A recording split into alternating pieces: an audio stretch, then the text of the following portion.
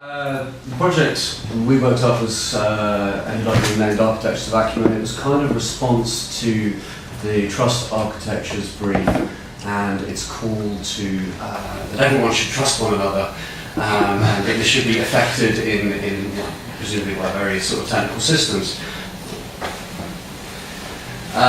So yeah, we all as a group are far more interested in the productive possibilities of things like deception and manipulation and corruption and so on, which I think it's pretty extant in the environment around us. That these things have, generate far more in terms of, urban spaces, architectures, infrastructural systems and so on, than any kind of implications how everyone trusts each other, any sort of celebration of community, of democracy and so on. In fact, there's just kind of like a parallel method of actually acting in the world, which has very little to do with the sort of niceties of kind of democratic discourse and so on, which usually hides inside. Yeah, so, and we were talking about this as in the context of, if you actually want to change these things or to engage them, you have to understand how they actually work, and you have to understand the kind of intelligence that goes into these systems. It's simply kind of insufficient to say that all things are very complex, or we have to work with things being unpredictable, or that sort of thing. Pointing at those qualities doesn't help anyone really.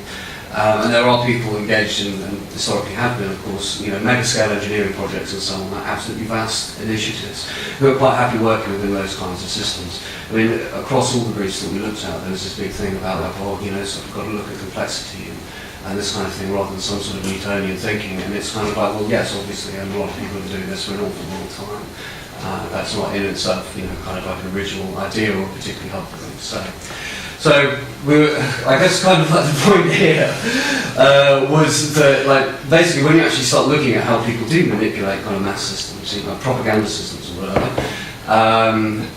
that like it's very easy to become very cynical, and the point is to become sufficiently cynical that you're actually able to operate within these kinds of constraints, not just the kind of paralysing cynicism where you say, well, what I do doesn't make any difference. To go further than that into something generative.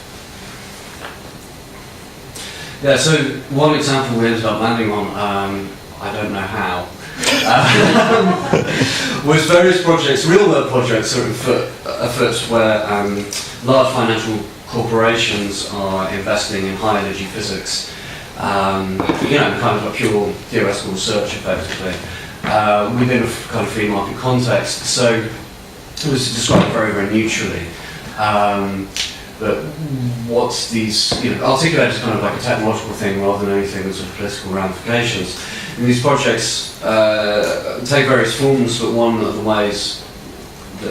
the shape that they take, which we thought was intriguing, was the fact that people like Goldman Sachs are interested in like how do you speed up trade, how do you shave a few milliseconds off a financial transaction across the earth.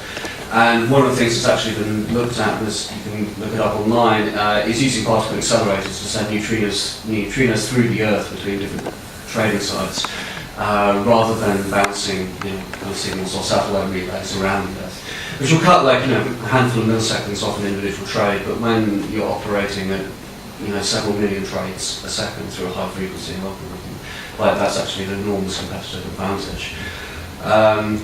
And this kind of combination of something like finance and high-energy physics is something which is sort of historically unprecedented, and represents kind of new sorts of situations that a lot of the political argumentation going on today about return to localism and to community and this kind of thing just cannot engage with, full stop. So this is the basement of the Federal Reserve in New York. It's the largest gold store in the world. We discovered that wasn't Fort Knox. And it rests directly on the bedrock. I mean, Manhattan is kind of like an enormous mountain. The bedrock kind of stood very close to street level, basically. And I don't know who discovered, I think Martin and Sasha discovered this, but this was like one of the few places in the world where you could actually store that much gold, because it resting on the bedrock. James. Okay. And then you want to say a few words about it, or? I read it on Wikipedia. Excellent. Just after I ended it on Wikipedia. Yeah. Okay, so we were looking at this, and oh, sorry. Yeah. This would be the ideal place to install, kind of of like high energy physics labs, basically, that was incorporated into the free market. This was an image, I think, a nuclear bomb shelter originally. Yeah, Boston 67. Yeah. But conveniently it's the same shape and same location, so we can use that as a precedent. Yeah, so the engineering has been done here already, at least on paper, so we could just kind of take this. And they appreciated the same thing because they projected Coca-Cola on the wall of the nuclear bunker, so they had the sufficiently We like that cynical mindset. Yes, that element of realism, that in a sort of gigantic city-size nuclear shelter, you necessarily have to have advertising. And that was something so important, you'd have to actually put it on the artist's rendering.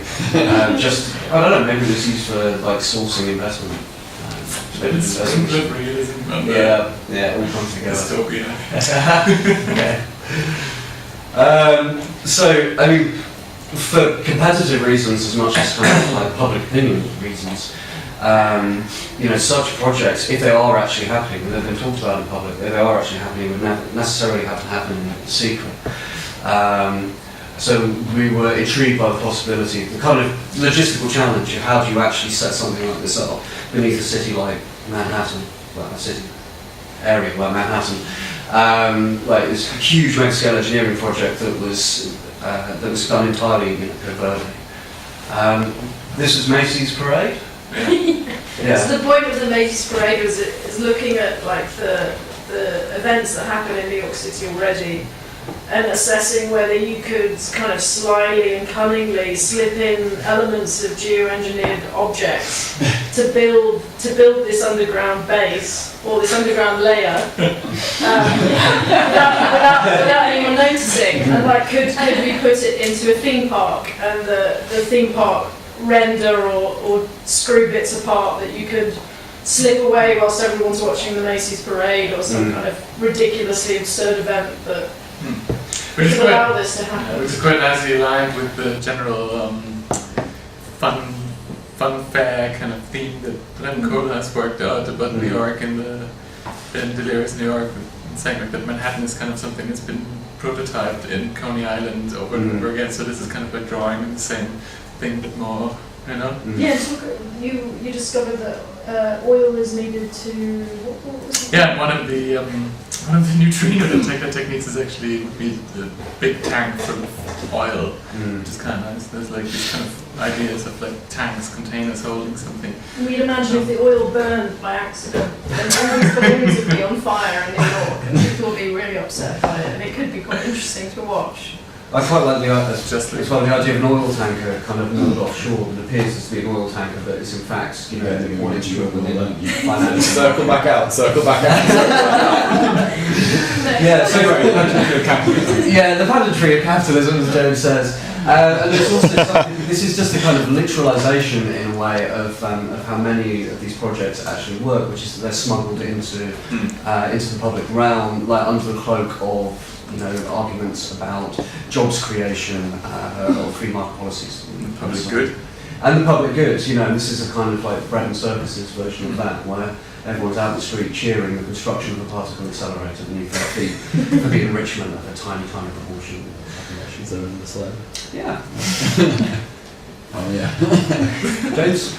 So what we're saying here is historical value systems kind of transmuting into these virtual infrastructures hidden beneath the city streets, all of which is to support the market, as we said, kind of smuggled through one thing.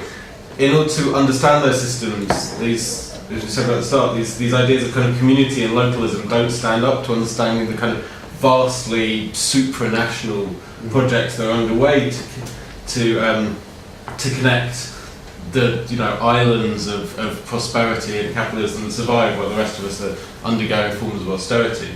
So like our thinking about how to counter those needs to be on the same kind of grand geoengineering scale.